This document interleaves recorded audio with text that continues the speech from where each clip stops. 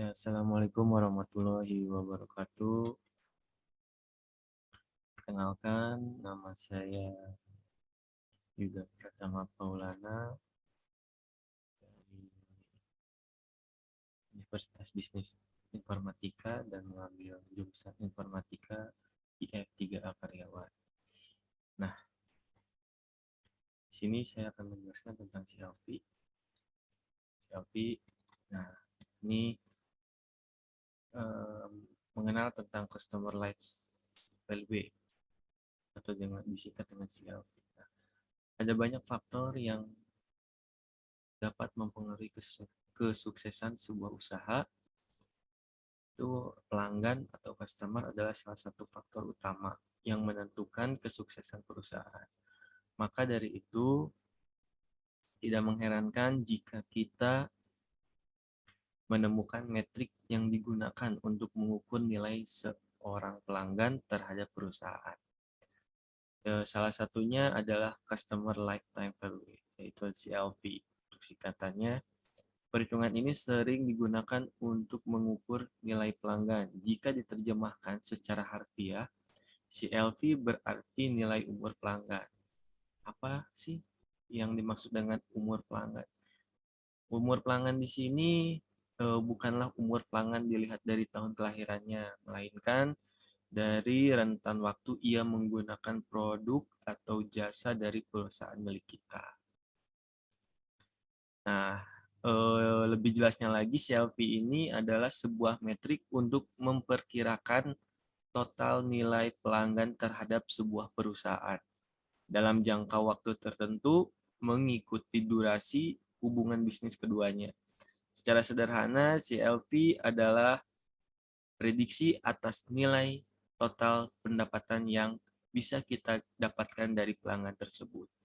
Nah, bagaimana sih cara menghitung customer lifetime value ini? Yaitu untuk menghitung CLV ini ada sebuah rumus dasar dapat kita gunakan, yaitu CLV sama dengan rata-rata nilai transaksi dikali jumlah transaksi dalam satu tahun dikali waktu retensi. Nah, waktu retensi adalah durasi hubungan bisnis antara kita dengan pelanggan. Angkanya bisa sangat variatif tentunya, mengikuti produk atau jasa yang kita tawarkan atau bahkan mengikuti cara pelanggan mengkonsumsi produk kita. Nah, untuk lebih memahami rumus ini, kita simak contoh kasus berikut ini. Nah, ini untuk contohnya, kita asumsikan Nyonya A memiliki usaha minuman. Menunya berkisar antara 10.000 sampai 20.000. Nah, pelanggan Z selalu membeli menu Thai tea seharga 15.000 setiap 1 minggu sekali selama 2 tahun. Nah, berapa customer lifetime value pelanggan Z ini? Ya, kita asumsinya tadi rumusnya adalah CLV sama dengan rata-rata nilai transaksi dikali jumlah transaksi dalam 1 tahun dikali waktu retensi. Nah, contohnya ini ada CLV 15.000 dikali dalam kurung 52 dikali 2. Nah, CLV-nya ini berarti 15.000 dikali 104 karena 52 dikali 2 ini harus dikalikan dulu pertama ya. Nah, untuk CLV-nya berarti 15.000 dikali 104 sama dengan Rp1.560.000.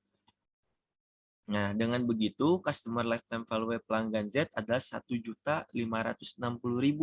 Namun, perlu kita ingat, angka ini adalah sebuah prediksi. Sebuah prediksi akan lebih akurat jika lebih banyak faktor yang bisa dijadikan penunjang. Kebanyakan perusahaan akan memodifikasi rumus dasar di atas dengan beberapa faktor lain seperti margin keuntungan dan biaya retensi atau biaya yang dikeluarkan untuk mempertahankan pelanggan. Nah, keuntungan mengetahui customer lifetime value ini yaitu ada banyak keuntungannya tentu saja ya yang bisa kita dapatkan dari CLV sebagai pemilik usaha. Dengan menghitung CLV, kita dapat memperkirakan biaya maksimal untuk melakukan akuisisi pelanggan. Lebih mendasar lagi, kita bisa mengetahui mana pelanggan yang nilainya paling tinggi. Dengan begitu, jika kita berniat melakukan segmentasi pelanggan, maka akan sangat terbantu. Nah, yang selanjutnya adalah bagaimana cara kita meningkatkan customer lifetime value. Nah, sekarang setelah kita mengetahui cara menghitung CLV, pertanyaannya adalah yang muncul di benak kita adalah bagaimana cara meningkatkan CLV. Nah, meskipun ada banyak cara untuk melakukan hal yang sama, hampir semuanya berfokus pada peningkatan kedua aspek ini. Yang pertama adalah kepuasan pelanggan, dan yang kedua adalah retensi pelanggan. Nah, kepuasan pelanggan adalah pelanggan yang puas pasti membelanjakan lebih banyak lagi. Oleh karena itu, jika kita ingin meningkatkan CLV kita, penting untuk berinvestasi dalam meningkatkan kepuasan pelanggan. Kita dapat melakukan ini dengan cara yaitu satu, menghilangkan kesulitan saat membeli. Yang keduanya adalah menawarkan barang yang gratis. Yang ketiganya, menjadikan komunikasi lebih pribadi. Nah, retensi pelanggan, mempertahankan pelanggan dianggap jauh lebih murah daripada mendapatkan pelanggan baru. Selain itu, retensi pelanggan juga merupakan variabel yang mempengaruhi CLV secara langsung. Menurut sebuah studi oleh Bain & Company, kenaikan tingkat retensi hanya 5% dapat meningkatkan laba antara 25% hingga 95%. Karenanya, retensi sangat penting jika kita ingin memiliki CLV yang baik. Kita dapat meningkatkan retensi pelanggan dengan satu, menghilangkan jarak dalam menghubungi kita setelah pembelian dilakukan. Yang kedua, memberikan layanan purna jual yang lebih baik. Yang ketiga, memberi penghargaan kepada pelanggan melalui skema seperti program rujukan dan program loyalitas. Nah, itu tadi adalah bagaimana cara kita meningkatkan value. Nah, sekarang bagaimana cara menghitung customer lifetime value. Yang pertama, kumpulkan datanya. Elemen terpenting dari perhitungan CLV yang akurat adalah keakuratan data dasar yang digunakan selama perhitungan. Semakin detail dan akurat informasi pelanggan kita, semakin baik posisi kita untuk membuat estimasi customer lifetime value yang akurat dan berguna. Nah, salah satunya manfaat tenaga kerja modern adalah meningkatkan digitalisasi data perusahaan. Kemungkinan besar kita akan memiliki akses ke informasi yang sangat rinci tentang angka penjualan. Dan jika kita memanfaatkan program keanggotaan, data terperinci tentang perilaku pelanggan juga. Nah, yang kedua adalah tentunya nilai bersih dan kotor. Sebelum kita dapat memulai menghitung nilai yang dibawa oleh pelanggan rata-rata, kita perlu menentukan apakah kita akan menggunakan nilai bersih atau kotor mereka. Nilai kotor pelanggan adalah total uang yang mereka berikan kepada bisnis kita sebagai imbalan atas produk atau layanan, sementara nilai bersih mereka mengurangi biaya yang diperlukan untuk menyediakan layanan tersebut. Yang keduanya itu adalah metode menghitung customer lifetime value dapat bermanfaat, dan perhitungan yang lebih penting akan bergantung pada jenis produk atau layanan yang kita tawarkan. Jika laba perusahaan kita sedikit, dipengaruhi oleh jumlah pelanggan yang dilayani seperti menjual keanggotaan ke klub swasta, misalnya nilai kotor seringkali cukup karena kita hanya melihat perubahan pada biaya operasi kita dengan perubahan besar dalam basis pelanggan. Nah, nilai pelanggan kotor memberikan penilaian yang akurat. Namun, jika kita menjual produk dengan biaya produksi, kita perlu menghitung nilai masa pakai pelanggan bersih, agar dapat menggunakan data yang dihasilkan untuk melakukan analisis biaya manfaat secara akurat. Nah, yang ketiga ini adalah tentukan jumlah pembelian rata-rata Anda. Nah, setelah mengetahui cara menghitung customer lifetime value, kita dapat mulai menghitung komponen dasar. Informasi penting pertama adalah berapa banyak uang yang diterima perusahaan kita untuk membeli rata-rata. Ini adalah perhitungan yang cukup mudah dilakukan jika kita memiliki data penjualan yang detail.